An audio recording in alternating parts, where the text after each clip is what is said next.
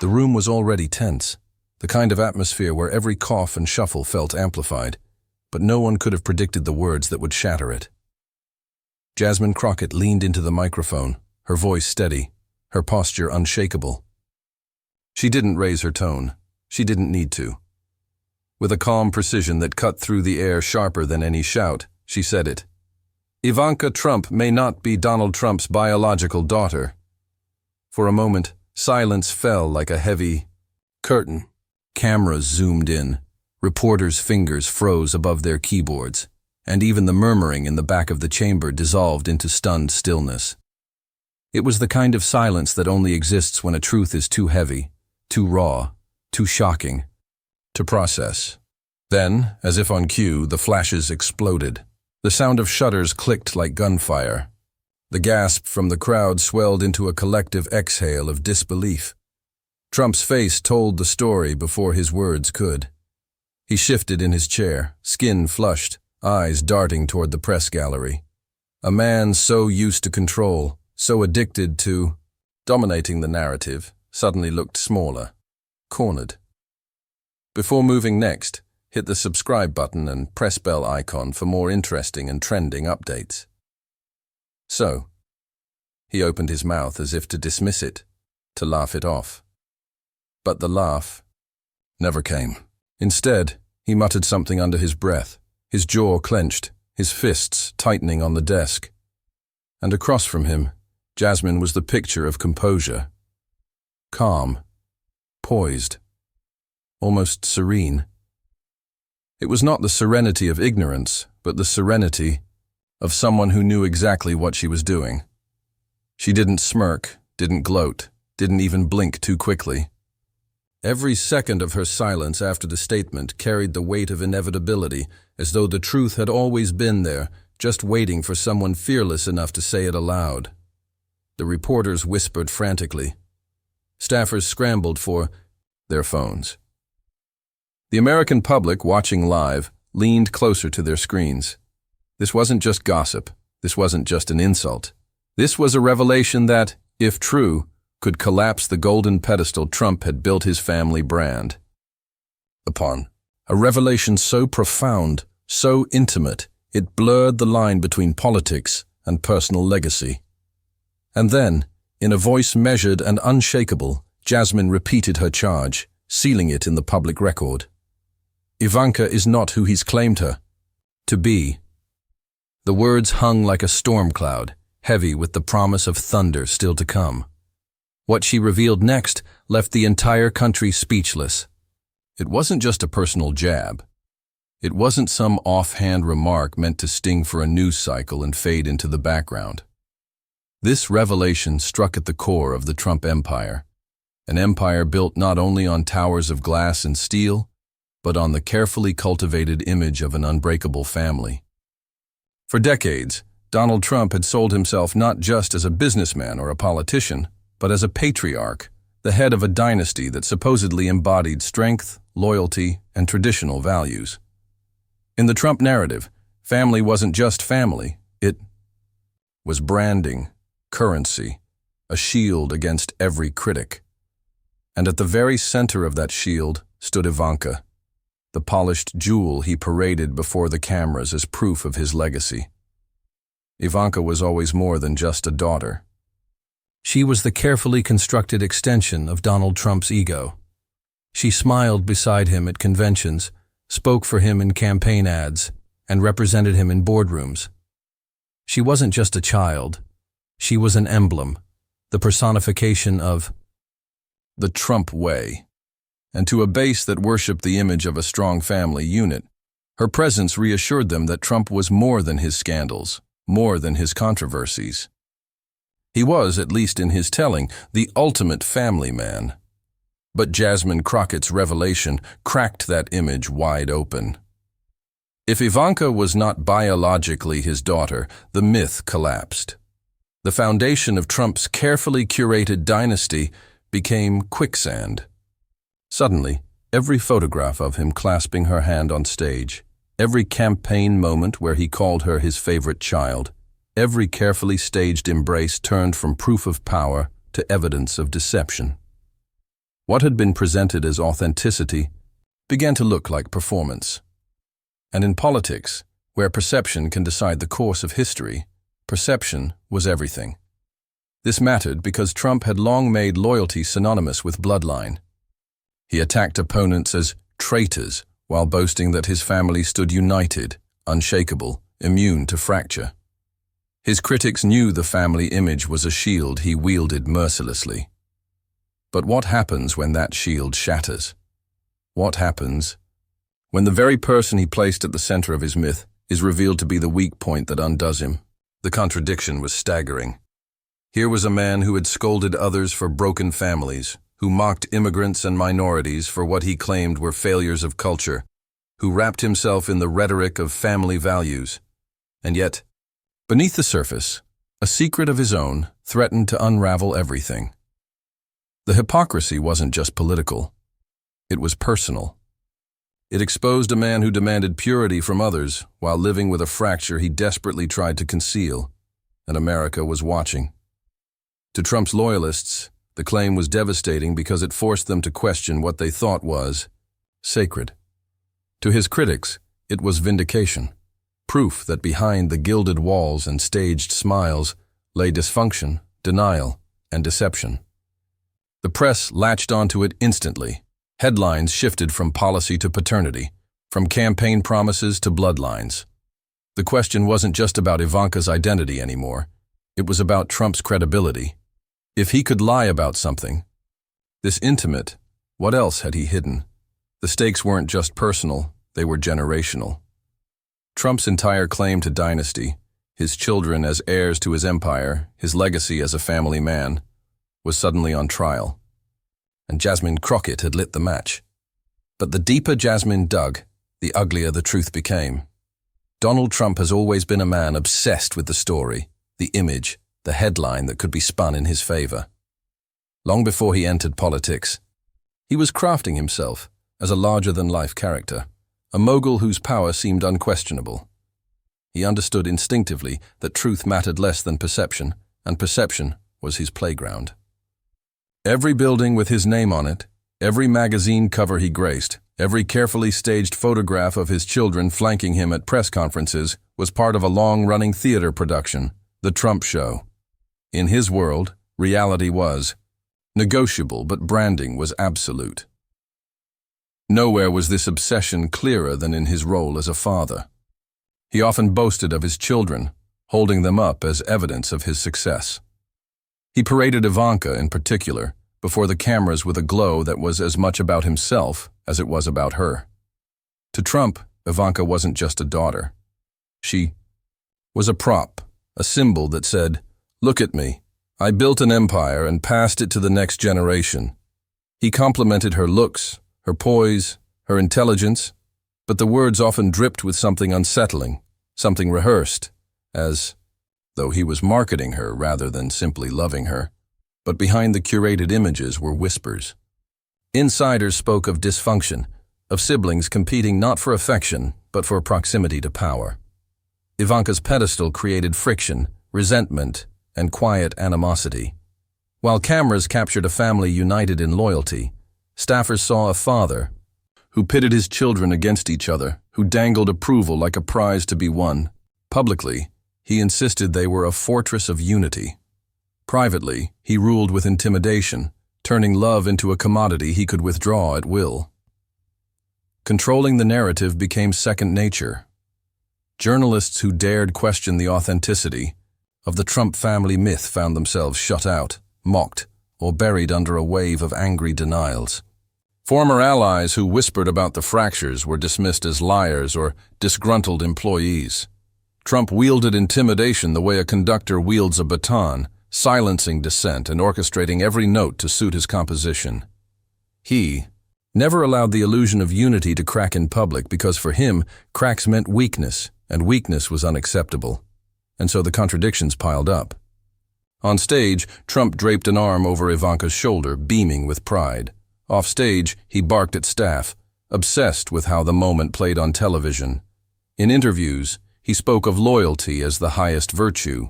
In private, loyalty was transactional, a tool for control rather than love. The same man who spoke endlessly of family values treated family as a brand extension, a glossy logo that needed constant polishing. This pattern, inflate the myth, bury the flaws, was not unique to his family. It was the blueprint of Trump's life. From his early real estate ventures to his years on The Apprentice, Trump mastered the art of turning fiction into fact through sheer repetition. Say something often enough, loudly enough, and eventually people stop questioning it. It was the same strategy he used in politics. Deny, deflect, and dominate until the lie outlived the truth. But the cracks were always there if you looked closely. The odd, uncomfortable comments about Ivanka's appearance. The stories of silenced aides who hinted at family dysfunction. The carefully orchestrated photos that felt less like genuine affection and more like campaign ads. For decades, people gossiped, whispered, speculated. Yet no one dared challenge it outright, not in the open, not where Trump could hear. Because Trump was ruthless with dissent. He mocked, threatened lawsuits, launched smear campaigns, anything to protect the story he needed the world to believe, and the public for the most part played along. Some out of loyalty, others out of fear, and many because the spectacle was too powerful to pierce. Trump thrived in that silence. He thrived because no one called the bluff, no one forced the curtain open on the contradictions that lay beneath. The father who preached loyalty but inspired resentment. The man who demanded family devotion but traded affection like stock. The patriarch who built his empire not on honesty, but on intimidation, denial, and performance. For years, this strategy worked. The myth held strong, and the whispers remained whispers. Until Jasmine Crockett stepped forward, not intimidated, not silenced, unwilling to accept the performance as truth. She said the words no one else dared to say. The words that threatened to break decades of narrative control in a single breath. For years, no one dared question it. Until now. Before Jasmine Crockett ever found herself at the center of a political firestorm, she had already lived a life defined by grit and purpose. She wasn't born into privilege. She didn't inherit an empire, nor did she ride into public life on a wave of wealth or family name. Her rise was not staged, it was earned. Every step of her journey carried the fingerprints of resilience, every achievement marked by battles she refused to lose.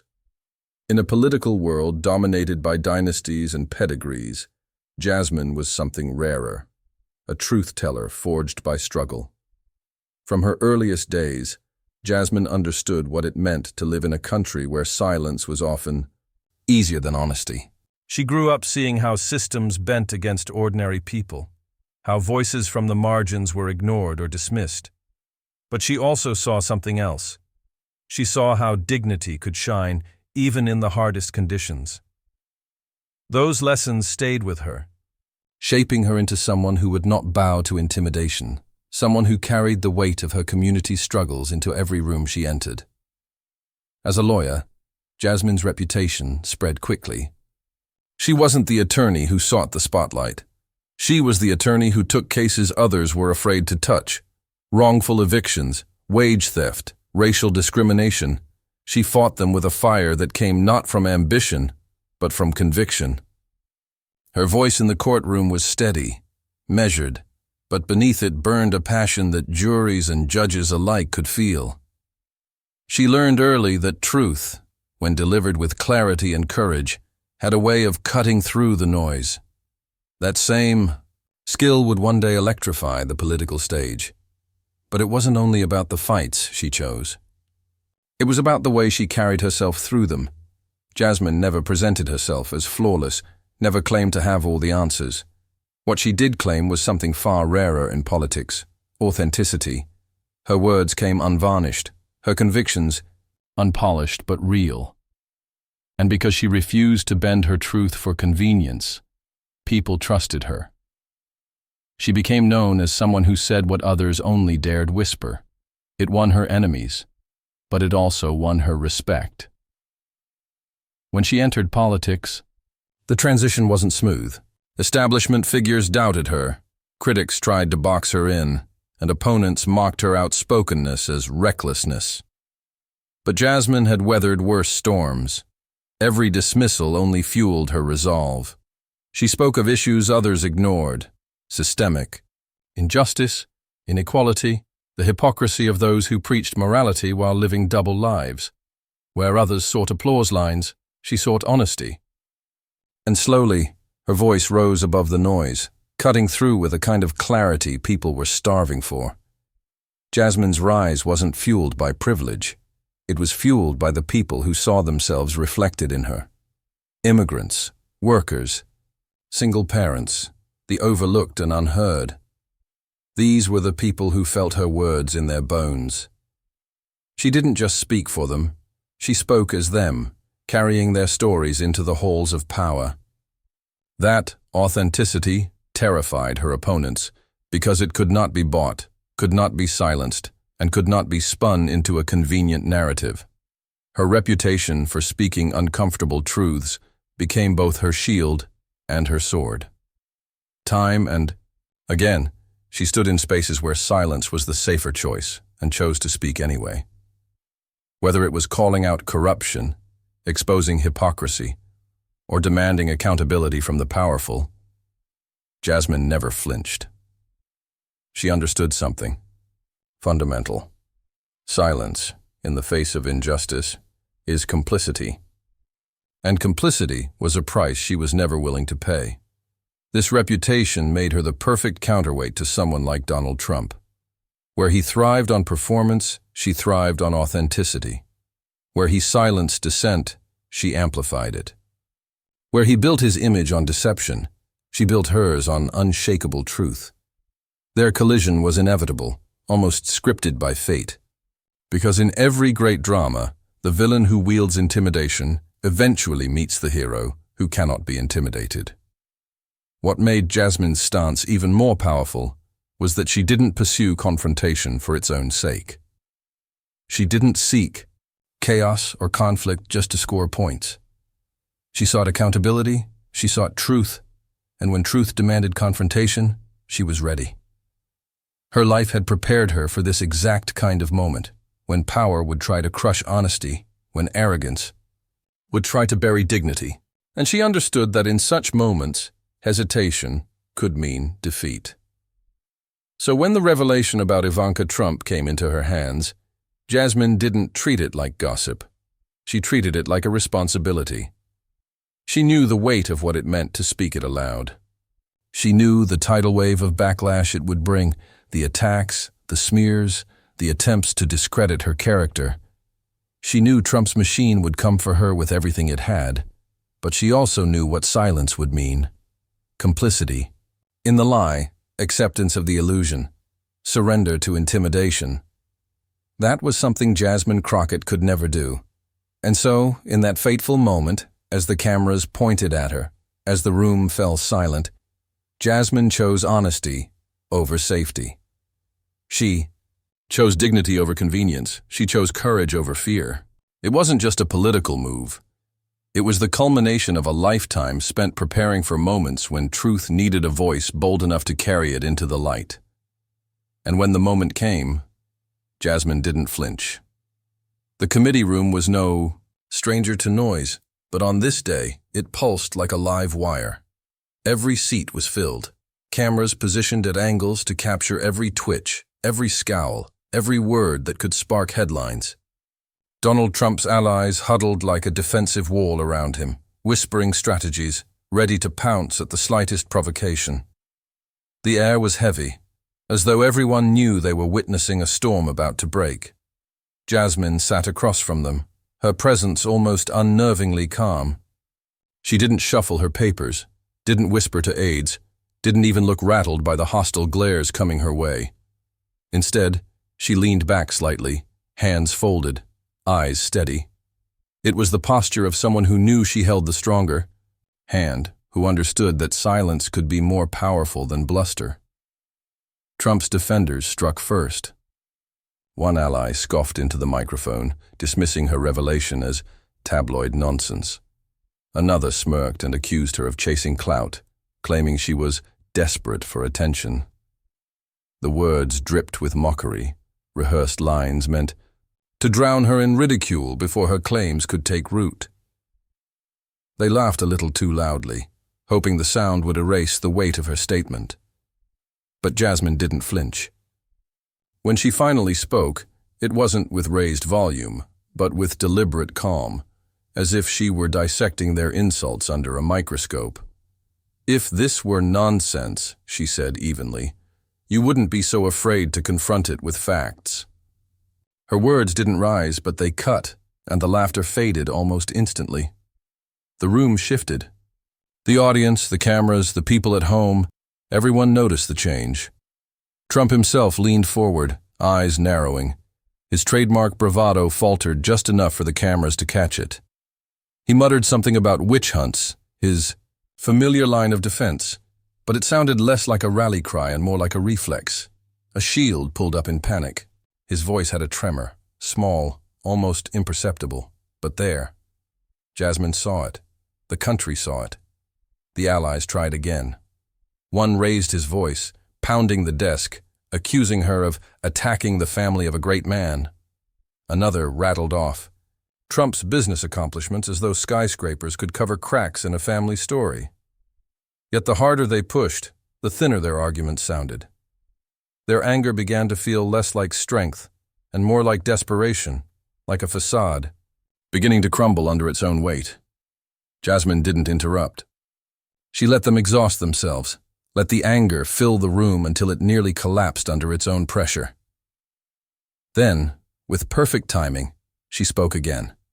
Measured, deliberate, each word placed like a stone in the foundation she was building. "No amount of shouting," she said, "will change the truth of what we all know deep down. This family image you're protecting, it's not a shield, it's a mask, and masks always crack."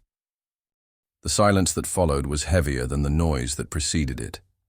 For the first time, the defenders glanced at one another, uncertain, shaken by how easily she had dismantled their fury with a sentence so simple, so undeniable.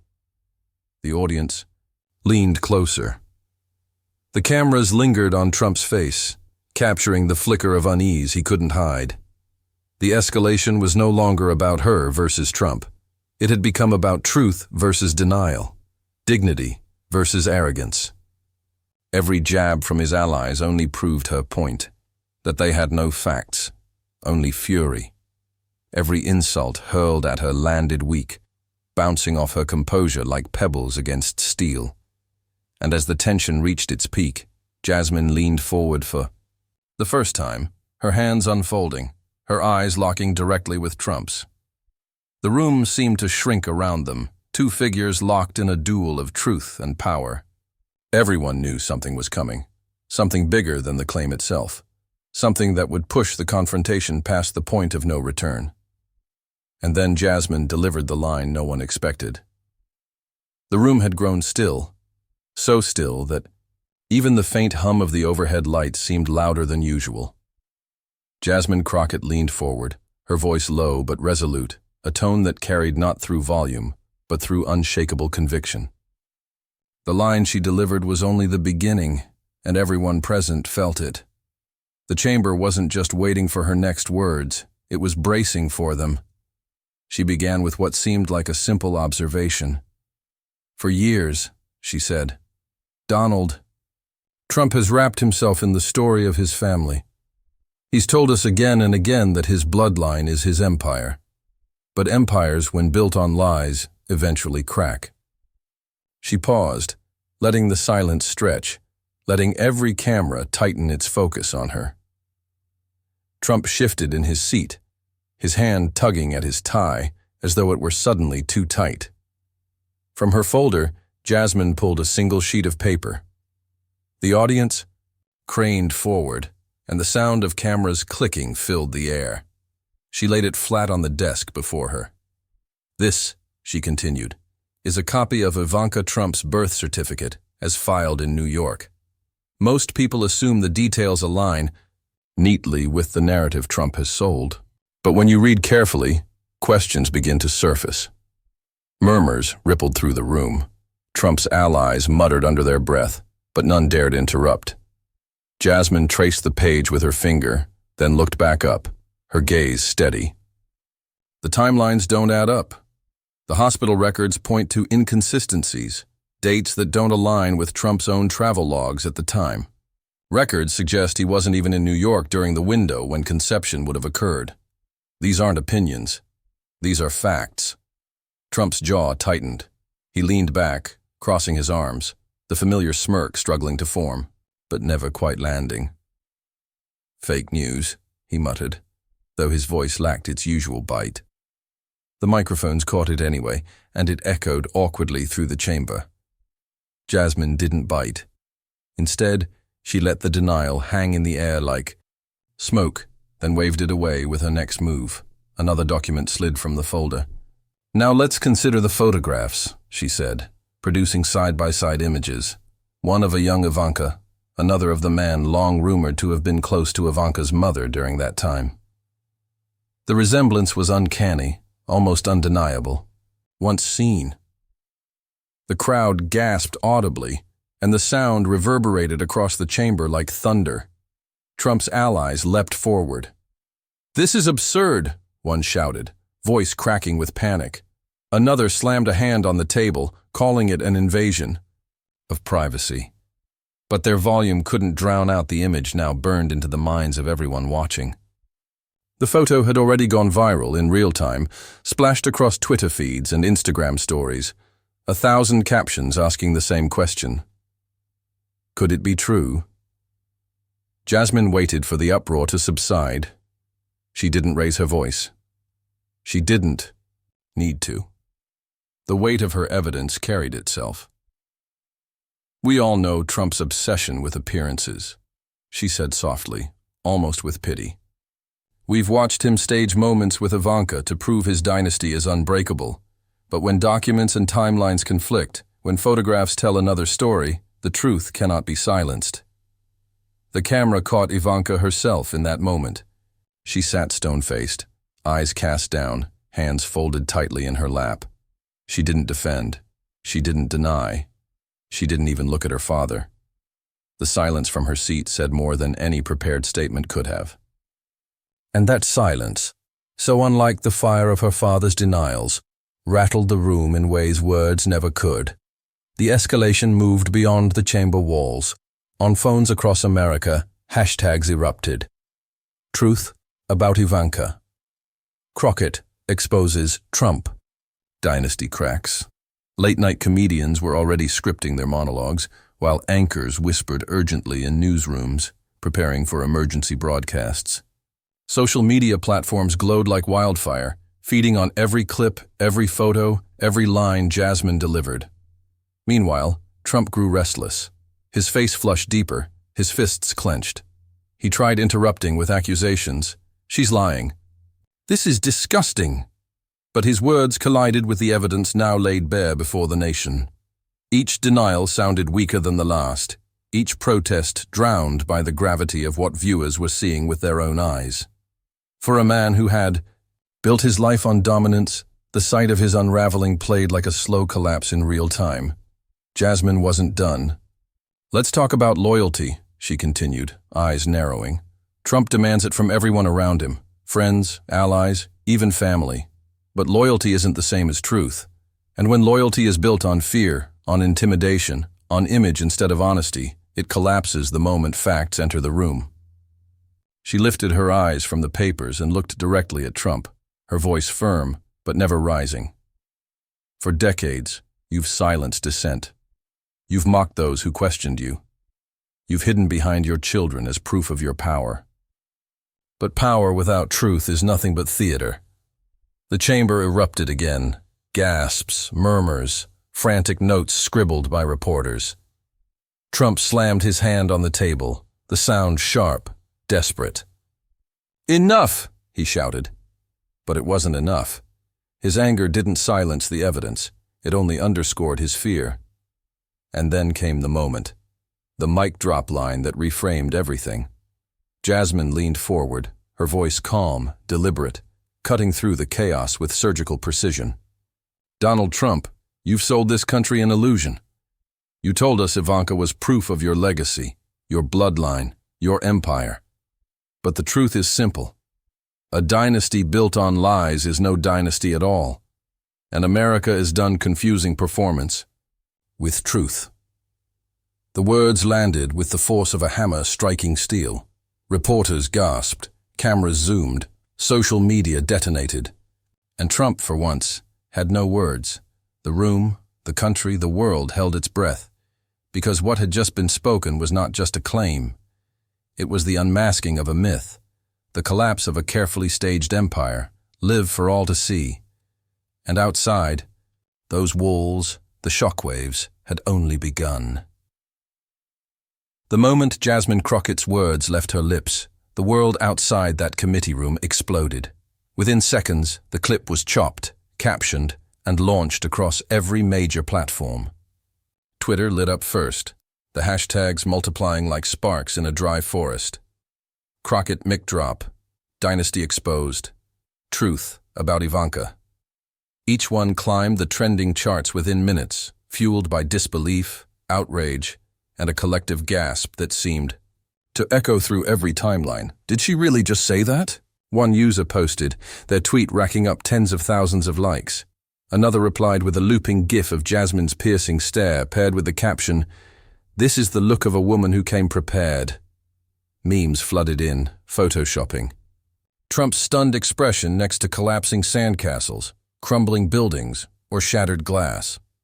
Late-night hosts seized on the spectacle almost instantly, their monologues practically writing themselves. By sundown, Jasmine's takedown was replaying on every channel, framed as the mic drop moment of the decade. The ripple effects weren't just cultural, they were political. Trump's allies scrambled in the hours that followed, holding hurried press calls, firing off frantic tweets, and appearing on sympathetic networks to downplay the revelations. But their words felt hollow against the tidal wave of images, documents, and sound bites already cemented in the public's mind. The harder they fought, the more the moment slipped away from them. Critics, on the other hand, rejoiced. "Finally, someone said it out loud," declared one commentator, her voice practically gleeful on primetime television. In living rooms, break rooms, and subway cars across America, people leaned into their phones and whispered to each other. Some in disbelief, others in exhilaration, many with a sense of relief. For years, they had watched Trump's family presented as untouchable, his children paraded as flawless heirs to a dynasty. But now, the illusion cracked, and the sound of that shattering was music to ears long weary of the performance. "She didn't just challenge him," one man remarked online. "She tore down the curtain and showed us the wizard was just smoke and mirrors." The cultural weight of Jasmine's words stretched beyond the facts themselves. It became less about the literal claim and more about what it represented, a refusal to be cowed by power, a rejection of the myth that wealth and intimidation equaled truth. Her composure, her evidence, her calm delivery, all of it crystallized into a moment bigger than one hearing. It was a declaration that arrogance could be met with dignity, that performance could be dismantled by facts, that fear could be silenced by courage. For Trump, the fallout was immediate. Overnight polls showed trust among even some of his loyal base beginning to waver. His opponents seized the moment with gusto, framing it as the beginning of the end of his carefully staged dynasty. Satirists feasted on the material. Sketches appeared on Saturday Night Live within days, portraying Trump's rage and Ivanka's silence with brutal comedic clarity. TikTok teens remixed the mic drop line into viral sound bites, layering it over. Dance videos, anime edits, and political memes. The moment became inescapable. But perhaps the most powerful reaction came from ordinary people, the ones who had been told for years to stay silent, to accept myths fed from the top down. Messages poured into Jasmine's office, emails, letters, voicemails, thanking her for saying what so many had felt but never dared to articulate. "You gave us courage," one single mother wrote. "Watching you stand there, unshaken, made me believe we don't have to be afraid of the powerful anymore." Another message read simply, "You showed us that truth still matters, Even those who weren't political junkies found themselves captivated.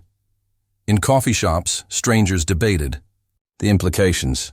On college campuses, professors used the hearing as a live case study in media, politics, and courage. In immigrant households, parents pointed to Jasmine on the screen and told their children, "That's how you stand up to a bully."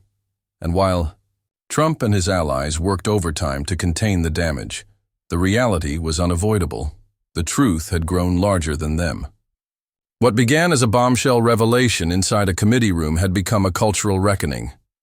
The dynasty Trump built on intimidation and illusion was now under scrutiny in a way it had never been before, not because of a scandal in the press, but because one woman refused to be silent.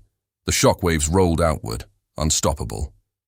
What Jasmine had done was more than dismantle a narrative. She had sparked a movement, a moment of collective validation that arrogance does not equal invincibility. And as the headlines multiplied, as the hashtags spread, as the world replayed, her words again and again, one truth became undeniable. This was no longer just a story about a family secret.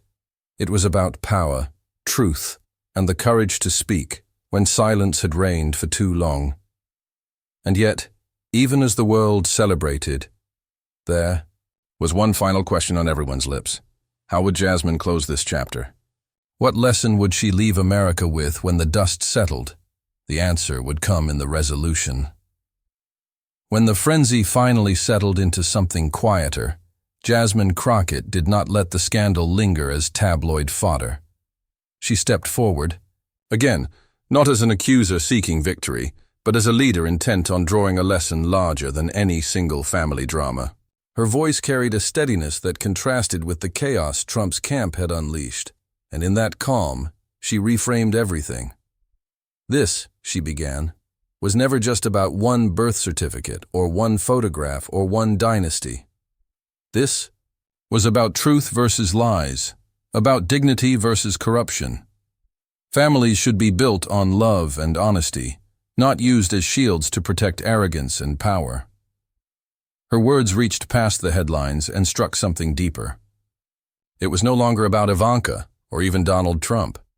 It was about every American who had ever been told to accept deception as leadership, every citizen who had been asked to mistake intimidation for strength.